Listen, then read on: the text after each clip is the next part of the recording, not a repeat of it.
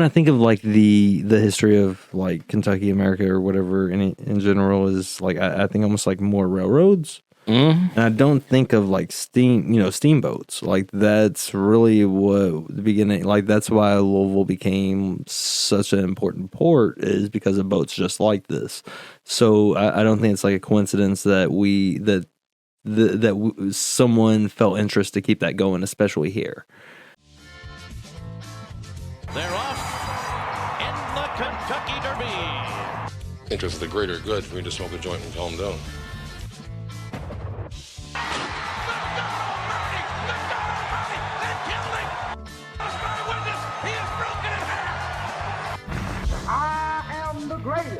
He'll fall an 8 to prove that I'm great. And if he keeps talking jive, I'm going to cut it to 5. Welcome back, everybody, to another episode of the Ville Chillin' Podcast. This episode, after weeks, it feels like weeks. I mean, I guess it was about 7 days, but it feels like weeks and weeks of the Derby. Man. Give us credit. It was 1 week of videos released, but it took weeks to actually build up to it, so... Either way, here we are because we totally forgot to mention a really important part of the Derby is the Belle of Louisville. Like that, there's a lot of history there, and I mean, I think it's really important that we kind of touch in on that. Yeah, and as far as being part of the Derby, the Steamboat race is part of the Derby festivities every year now, and the Belle of Louisville is obviously our representation. They the champs. They the champs. Like how many times they won now? I don't know how many times they've won, but every time in my heart. Even when we lose, we win. But yeah, to your point, we are talking about the Belle of Louisville, and we're going to get into a little bit more about the other like steamboats and stuff of Louisville later in the episode. But I was really surprised looking into this episode how much history is actually there for the city. You know what I mean? Even with the boat like itself, like 1914?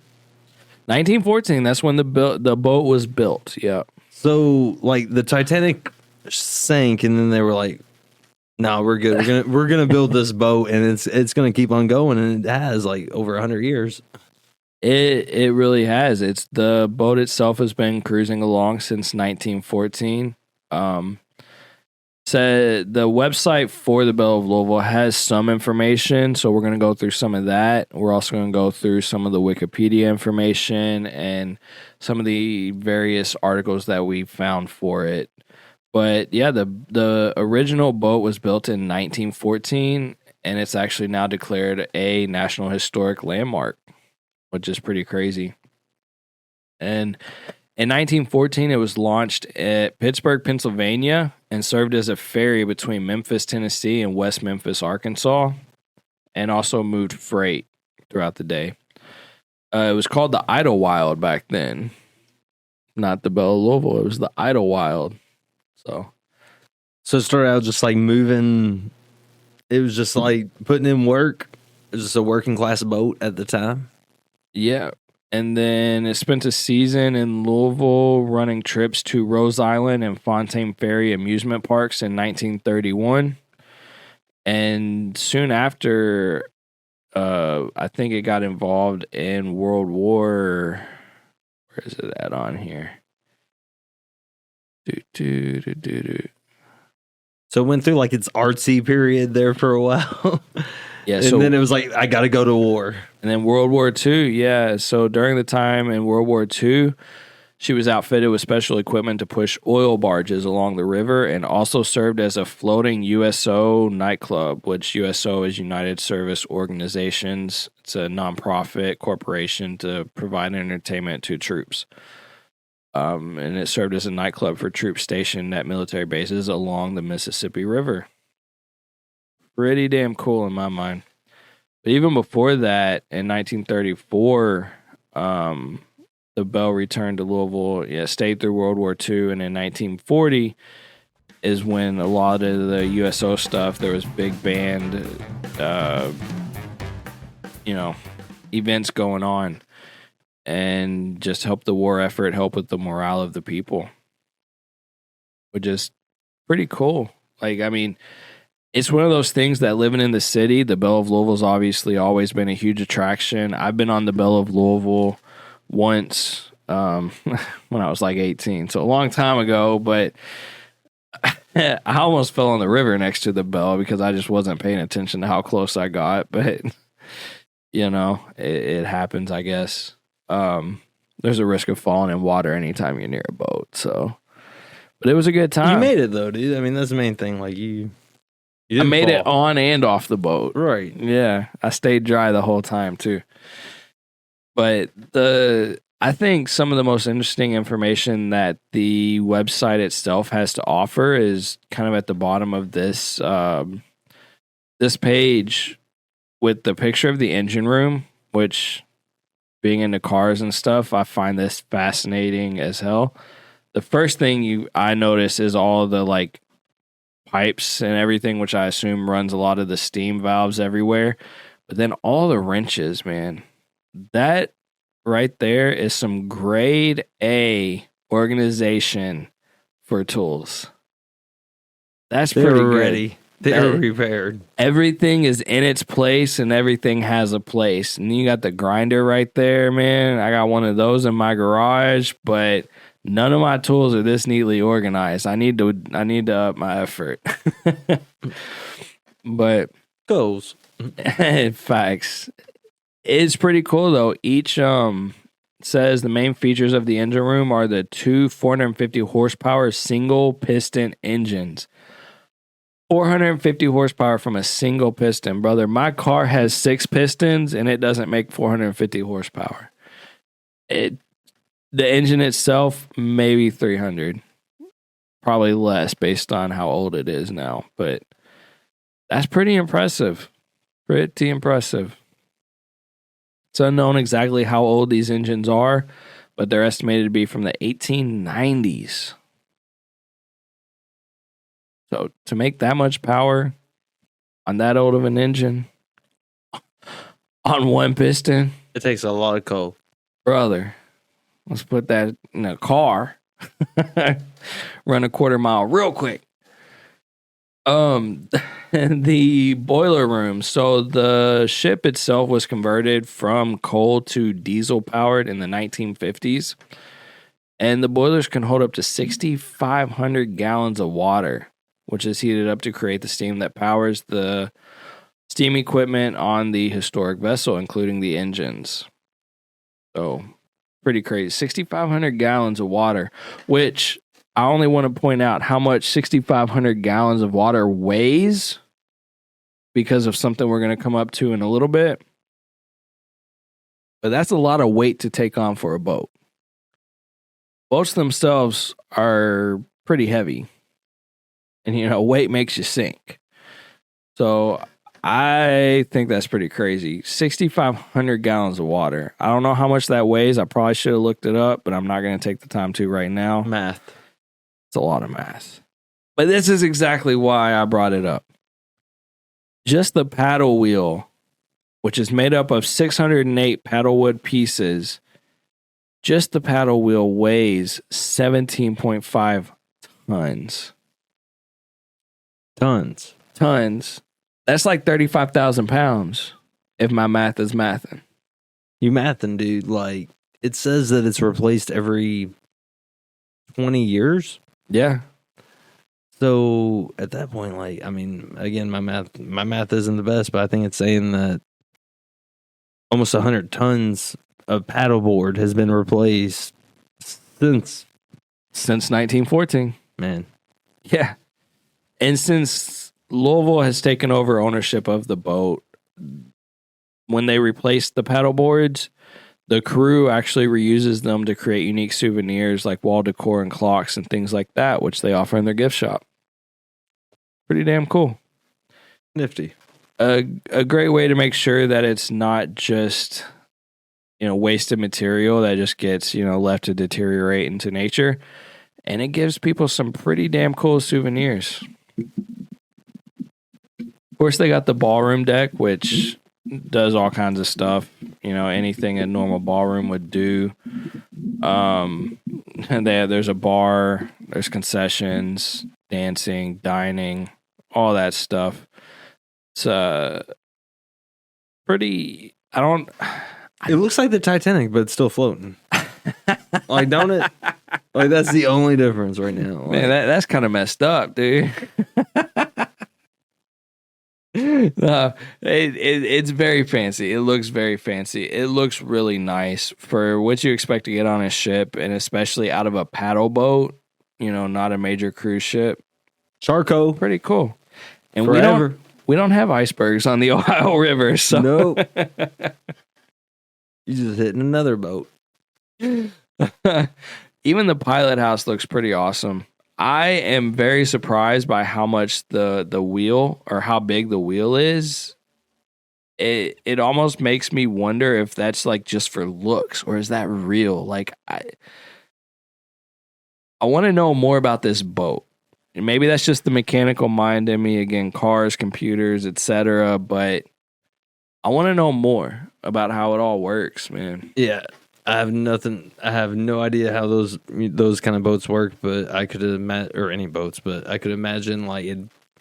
I could see as big as that is, and like the boat itself, I could see that like controlling it, but I could also see it being almost like a prop for like all the middle schoolers or whatever. Exactly. Whenever you go in there for like the field trips, they just have that just so you could be a captain too, just for looks or something. Exactly. And that's exactly why I say that. Like I assume it still controls the boat, but I could see where it could be a prop.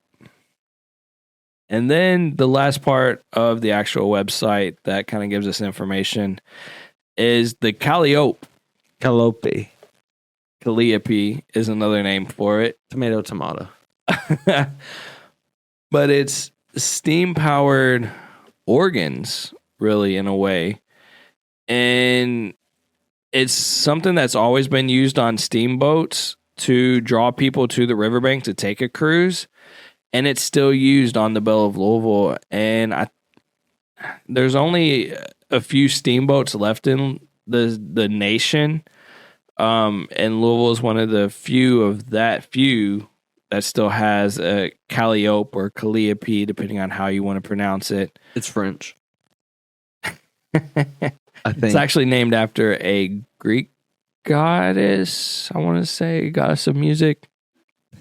Anybody in the comments can fact check me on that. But either way, there's actually some interesting history there, because when the city of Louisville bought the boat, there actually wasn't a steam. They auctioned off the steam Calliope. That's what I'm just going to call it from now on. And they went with like a compressed air version, and they said it just didn't have the right sound. So they replaced it with like an actual steam powered one. Pretty cool. Doing our part to preserve the history of it. So what you're like? They were like, it just don't sound right. Like they were gonna add some bass or something. Like just get like a new system. They were like, nah, we're just make it steam power, baby. Like stick to the original, because the original, like the steam powered, can be heard for blocks. Like I think it says it can be heard for like 5 miles away. Pretty crazy. I can almost hear it in the eastern. Makes more noise than 4th Street. I wouldn't say all that, but It makes more noise than 4th Street. I'm saying it right now. you can almost hear it to Appalachians where the coal came from. Hey, good old Appalachia, man. Speaking of Appalachia, they just had the Drift Appalachia recently, which is a really cool event. I wish it was here. But yeah, so if you're looking to book anything for the Belle of Louisville, there's obviously all the information on their website. And they are located right downtown at the wharf at the Riverfront Plaza and Belvedere.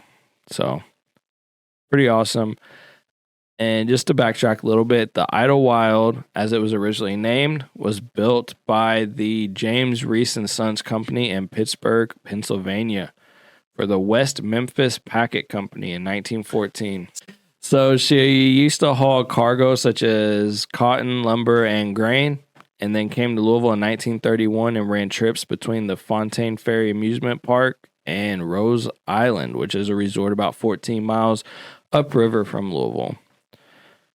From 1934 through World War I, Idlewild operated a regular excursion schedule. During this time, she was outfitted with special equipment to push oil barges along the river, which we mentioned before, and also operated as a nightclub for troops. So again, the Belle like just been partying and going to war. Pretty much, man. Pretty much. Which is huge. Like it's necessary operations that have to happen. Like supporting the war effort, especially at that time, was major. And those parties, like they did a lot for those troops. An awesome history. Definitely. It was renamed the Avalon in 1947 when it was sold to somebody in Cincinnati. And over the next few years, it visited ports all along the Mississippi, from Missouri to St. Croix to Kanawha to Cumberland, Omaha, Stillwater, like all over the country, really. You know, as west as Minnesota, east as West Virginia, so down to Nashville. So like the Avalon phase was kind of like the discovery of the Belle. Like she didn't know who she was yet, and she was trying to figure out who she was. And here we are. Like, yeah, she got around. And then in 1962, the Belle was actually sent for auction. And a Jefferson County judge, Marlowe Cook, purchased the Steamboat for $34,000 in hope of reconnecting the city's people to the waterfront. The waterfront before, it was Waterfront Park, for real. It was just mud at that time, right? Like, really? Like, there wasn't a lot of development. It was... Yeah. It wasn't the official Waterfront Park as we know it, but it was still the waterfront of Louisville, so... And just to speak a little bit about that, you know, Marlowe Cook, people. He actually not only served as a judge, but he ended up serving as in the United States Senate from 1968 until 1974, which is pretty huge. He's actually from New York and made his way here. He served in the Navy during the Pacific Theater operations during World War II. And enrolled in the University of Louisville and earned a Bachelor's of Arts degree in 1948 and a law degree in 1950. So, pretty damn cool. Yeah, it would have definitely sank if he didn't. But and actually, most people probably told him not to do it because I think it wasn't in like the best condition at the time. And he was like, "No, I'm gonna put a little bit of investment in it," and it turned out to be just you're right. Definitely a. I guarantee it would have sank. Yeah. Oh yeah. Because it says R.I.P. Titanic. Nope, not today. Prior to the auction, the hull had been condemned as unfit by the U.S. Coast Guard. Concrete patches had added much weight to the off-damaged skull, as had off-damaged hull. As had generations of accumulated modifications to the decks and fittings within her superstructure, and they were stripped and repaired in the dry dock or removed by volunteers. How much it meant to the city, man. It was by volunteers. What was left was clean, surface prepared, and supplied with new finished carpentry and painted in a style consistent with the boat's early 20th century origins. And the captain at the time, Captain Clark Doc Hawley, had worked aboard the boat during her Avalon days. He had salvaged the brass nameplates from the ends of the two massive cylinders in order to prevent them from being sold for scrap and returned them to the boat. Also, before the auction, at his own cost, hired an assistant to drain the boat's water-filled fittings for winter so that they would not freeze and burst, which meant that the cost to actually repair and restore the boat was a lot less than if they had to rerun all of those steam lines and everything. So, a lot of work and a lot of volunteered money, in a way, volunteered work went into keeping this thing alive so that we can enjoy it today. And that's important, man. Like, people found it important enough to make it what it is today. And what it is today is one of the only and the oldest working steamboat in the country. That's wild. We keep talking about how every episode there's just something new that we learn, something crazier that we learn about Louisville and its history, or it's this or it's that. And this one really surprised me. We've done some shows where it's like, okay, that's crazy, but I'm not too surprised. That makes sense. This one actually surprised me, man. I'm really surprised by this story of all of the people that were involved to just keep it what it is today. Yeah, definitely a common belief to keep it going. You know what I'm saying? With something like that, it's very easy. When I think of the history of Kentucky, America, or whatever in general is I think almost more railroads, and I don't think of steamboats. That's really what the beginning. That's why Louisville became such an important port, is because of boats just like this. So I don't think it's a coincidence that someone felt interest to keep that going, especially here. What's up, everybody? We just wanted to take a quick pause and say, if you haven't already, make sure to like and subscribe. Drop us a couple comments. Let us know what you like, what you don't, and let us know what you think about the video. And make sure to share out with your friends and family. It really helps us a lot. Yeah, we're on every social media platform. We're on every podcast provider out there. So whenever you get a chance, just give us a like, give us a follow. We definitely appreciate it. It really helps us out. And with that, we'll get right back to it. Yeah. It's not surprising once you understand that history of it, right? Exactly. But connecting those dots is such a fascinating part of this whole journey we're going through. Yeah, just researching it. Yeah, for it to just become go from something where it was just more of a necessity, you needed that. That's what kept things going. But now to keep it alive today. Yes, more for entertainment, more for fun, and just something to enjoy. Be able to look out there and see the river over the sunset and stuff, and have an awesome meal and stuff. So it's really cool for it to go from that, where it's just transferring. Probably a lot of bourbon, let's be honest. There's probably a lot of bourbon. During the Prohibition. No, we're not going to put that history on it. Allegedly. But yeah, I mean, it really is amazing. And it's amazing how much was preserved after that auction when it was bought by Marlowe Cook. Because there was a lot of stuff that did get sold. The engine and drivetrain were left, but everything else was pretty much stripped and sold in separate lots at the auction, including the original Calliope. And that's why they had to replace it. And they replaced it with compressed air, but then eventually replaced it with an actual steam-driven one. But it's still crazy, man. And the volunteer nature that has kept it alive has been huge. I mean, volunteers donated materials which could be adapted, such as brass steam-powered bilge clearing pumps. They were taken from sunken steamboats, and just various degrees of donations and things that were given to make sure that the boat could come back to life. So the compressed air driven Calliope, which replaced the missing original, again proved unsatisfying according to the Wikipedia article, but was ultimately replaced with the true steam Calliope.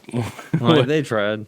Which the boat uses today, audible for many blocks in the surrounding downtown Louisville area when the boat is readying to depart. So if you're ever downtown and you hear a little organ playing, you know where it's coming from.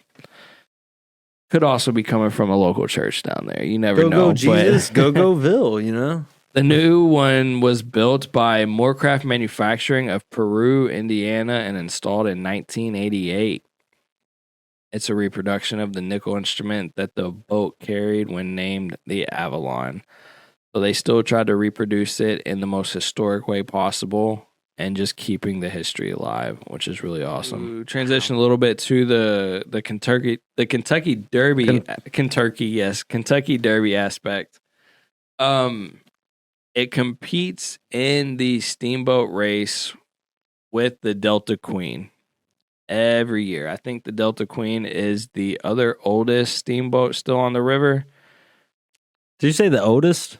The other oldest. I don't know, not the oldest. We're the oldest, but I think they're like the second oldest. I don't know for sure. We're not here to talk about the Delta Queen. But either way, it is a crazy tradition today. Thousands of spectators line both sides of the river to watch the race. And when it was originally proposed to the Kentucky Derby officials to make it part of the festivities, they were reluctant because apparently there's an old phrase in horse race betting where a boat race refers to a horse race with an outcome influenced by dishonest means. So, you can understand their reluctance. Those boats taking steroids, aren't they? Hey, yeah, I mean, the horses are taking steroids. The boats might as well be taking steroids, According to Louisville folklore, the race may be rigged, but insiders insist that cheating is impossible because the race has no rules.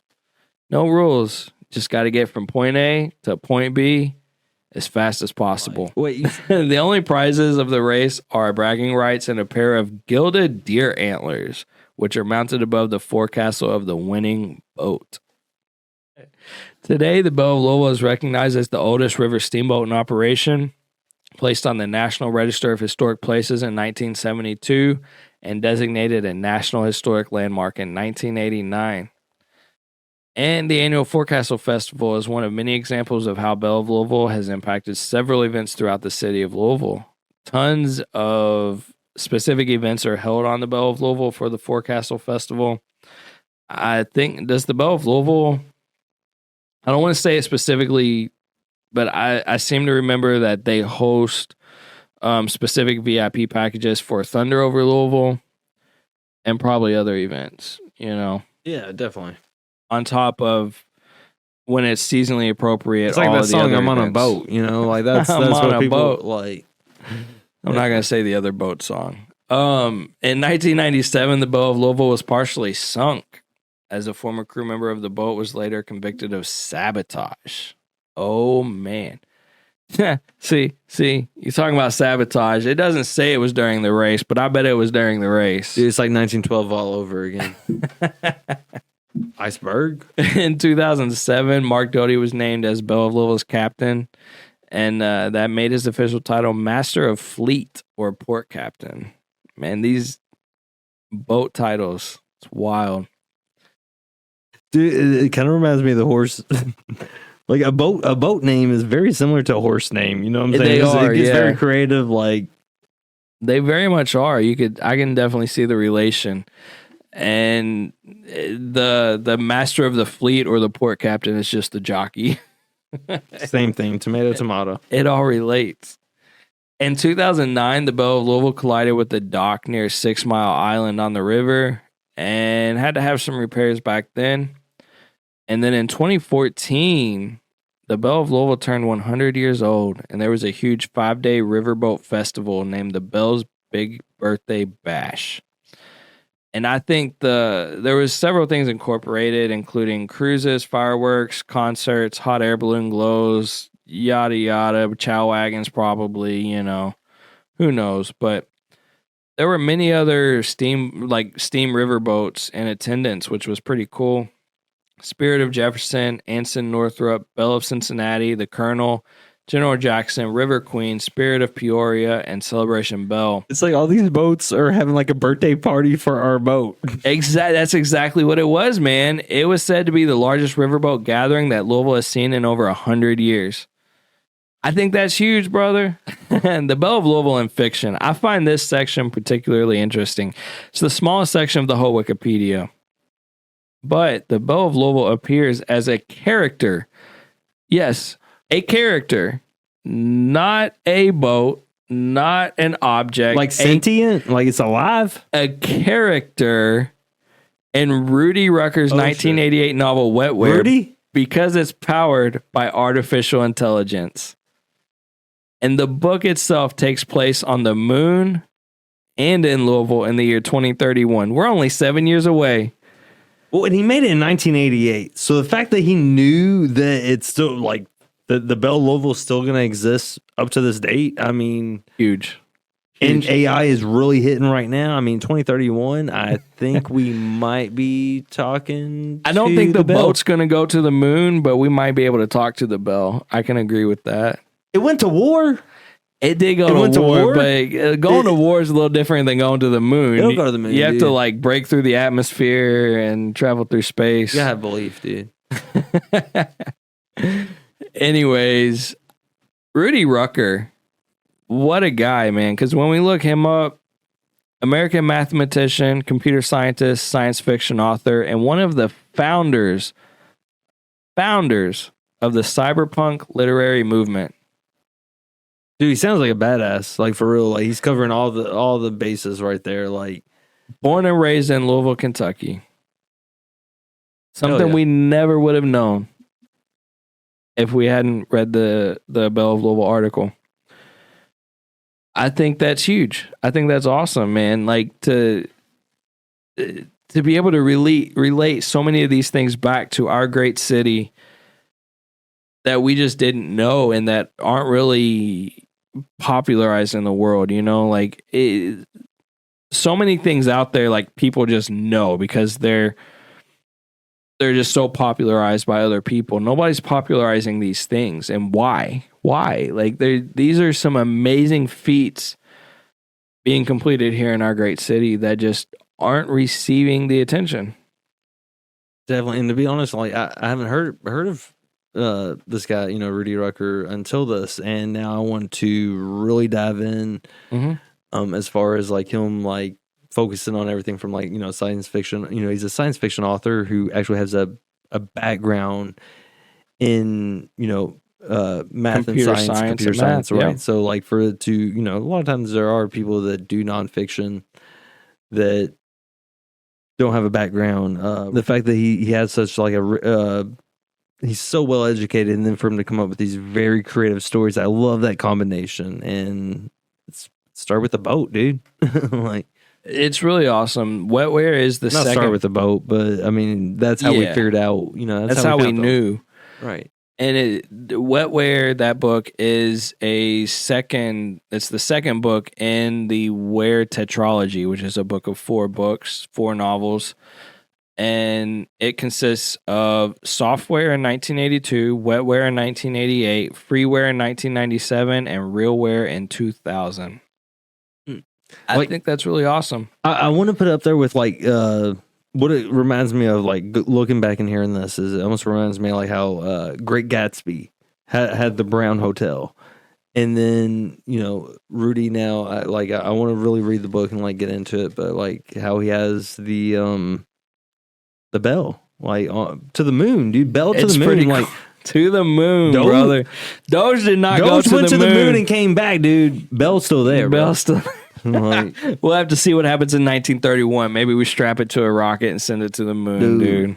AI.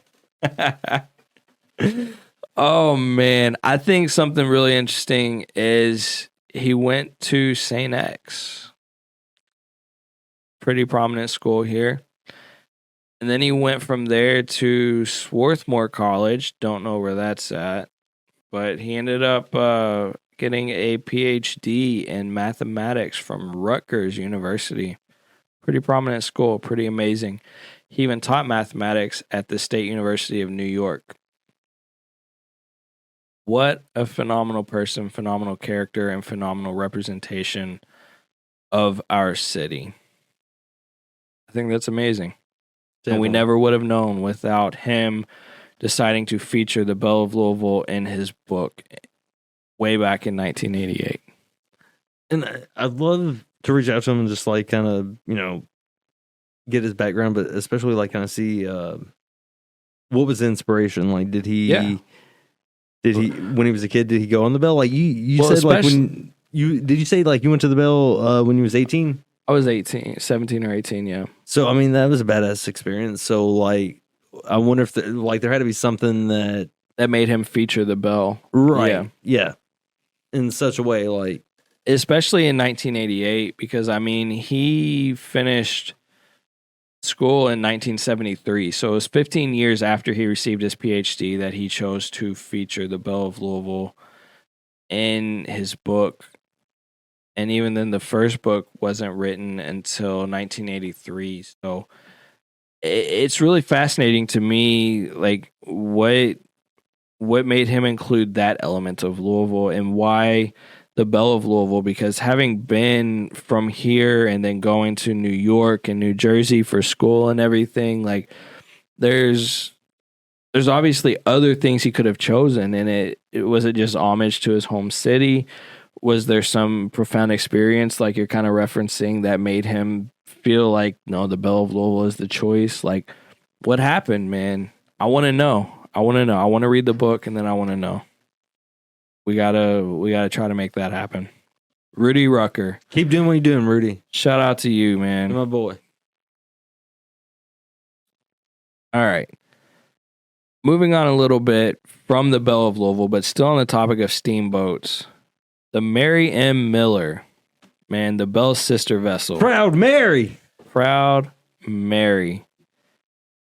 This is really important to the story of steamboats in Louisville because Mary Millicent Miller, Triple M, made history in 1884 when she became the first woman in the United States to earn her steamboat master's license. She couldn't vote. So you're telling me she couldn't vote, but she wasn't even actually allowed to America. operate a steamboat back then. They look if you look here, Kentucky's pretty attempting pretty to drive them out of business, her husband's progressive. competitors reported George to the Steamboat Inspection Service in Washington, D.C., claiming that George was illegally serving as both pilot and master.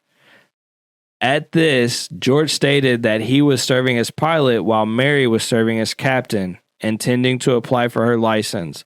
This was something no other woman in the United States had done in the nearly 100 years that steamboats had been operating in the United States.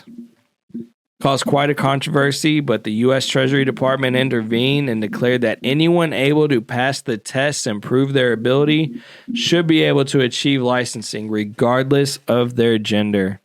In November 1883, Mary M. Miller applied for her license, underwent rigorous testing, and passed with flying colors. Mary was a badass. On February 16th, 1884, she took her oath and received her scroll just 2 days later, officially becoming the first female licensed steamboat captain. right here. Right here in the Ville. here. Right here in the Ville. At the bottom of these Appalachian hills. Hell yeah. Like that's really cool. Like It's awesome, man. And there's a whole Wikipedia article on her too. I don't think we want to necessarily go into all of her story for this specific episode. Maybe later down the road. wait, say she was from Portland? Portland, Kentucky. Now known as Portland, Louisville, Kentucky. Because back then it wasn't, all one area. But yes, right here from Louisville. Right here from Louisville. Hey. Another fascinating aspect. Another one. Another Play fascinating the aspect to the thing, Mayor Andrew Broaddus. like, another one. Another fascinating aspect for the riverboats, steamboats here in Louisville. Mayor Andrew Broaddus. So this boat is kind of currently known as the ticketing office for the Belle of Louisville. However, So wait, they got a boat for the boat? they got a boat for the boat. They got a boat for probably both boats. But Why ain't we got what is it called? A ferry? a ferry to what? You want to go to Indiana? No, but other people want to come here. Well, then they need to build a boat to bring them here. Okay, my bad. So We got boat for boats. I don't know why we can't have a boat. the Mayor Andrew Broaddus is a old life-saving station. It's life-saving station number 10. It's also a National Historic Landmark. And it's pretty awesome. It's named after Mayor Andrew Broaddus, who did some amazing things. But here's some pretty cool pictures of the boat itself. So in 1881, it was an inland life-saving station established at the foot of 2nd Street in Louisville. And if you don't know, the life-saving service was one of the precursors, I guess you could say, to the United States Coast Guard. The point of the Mayor Andrew Broaddus and life-saving stations in Louisville was to be there to try to save lives for any ships, whether they were stranded or what happened, and any people from like the Falls of the Ohio and things like that. So it was like old school Red Cross, kind of like whenever. And Coast Guard. Okay, gotcha. Like when it was going down, like they were there to save the day, and it's still the only. Is it the last remaining one like that? Is that what? Yes. So the Mayor Andrew Broaddus was the third life-saving station in Kentucky or in Louisville. And she is the only surviving floating life-saving station of the U.S. Life-Saving Service. Period. So, like, if you're about to drown in the Ohio, that's who saved you. They got you. That's who's gonna. Okay, that's pretty cool. That's who saved you, and it's still used today. Or it was used for a long time as headquarters for Coast Guard operations, Army Corps of Engineers operations, things like that. Pretty damn awesome, honestly, and named after a pretty awesome guy, Andrew Broaddus. He was elected to the Board of Aldermen in 1933 as a Democrat. From Dennyville, bruh. And mayor in 1953. He's remembered for the Malin Plan, which was an attempt to apparently annex large portions of Jefferson County. But he also signed an order officially ending racial segregation in Louisville's public parks and pools in 1955. Yeah. Pretty damn awesome. He's buried at Cave Hill Cemetery. So I think it's awesome that they decided to end up naming the boat after him. Yeah, we're not going to get too much into the history of that specific craft today, but that's three different crafts that have been a part of Louisville from, the Belle of Louisville doing what it did between its inception in, 1914 to the Mayor Andrew Broaddus, and then to the Mary Miller boat, everything from being in World War II with the Belle of Louisville to the United States Life-Saving Service. It's wild, man. Maritime Britain ain't got nothing on us. Like, it's pretty awesome. It's a lot. It's a lot of information. It's a lot of history, and I want to know more.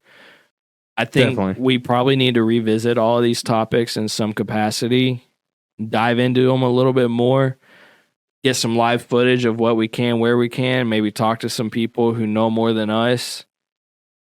But there's a lot here for our city, and it baffles me that we didn't know this already. But like most of what we've learned since we've been doing this show, it's wild. It's wild. Yeah, because again, it's something that any day you can go there and take a tour on the Belle as someone who's local, or you can, if you're not from here, it's something that you can do.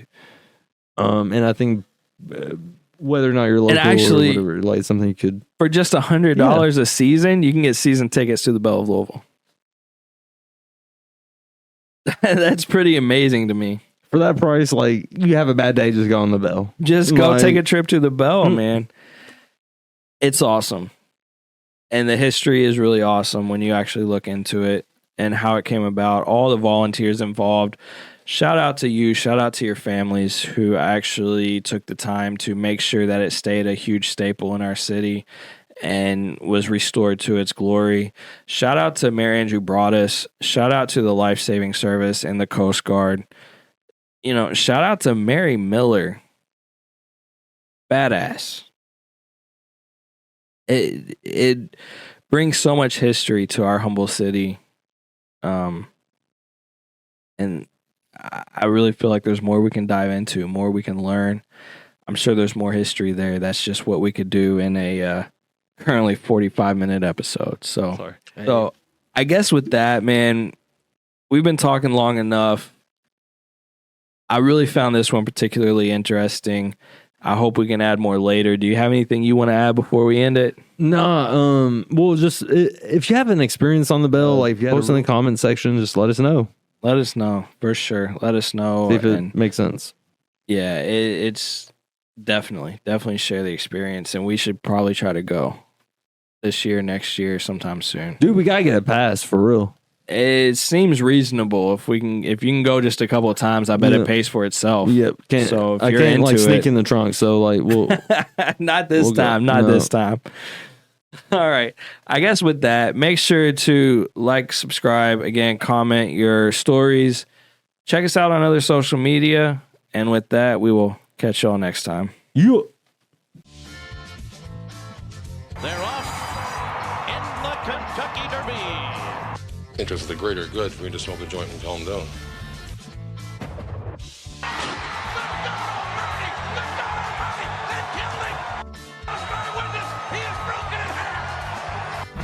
I am the greatest. He'll fall an ace to prove that I'm great. And if he keeps talking jive, I'm gonna cut it to 5.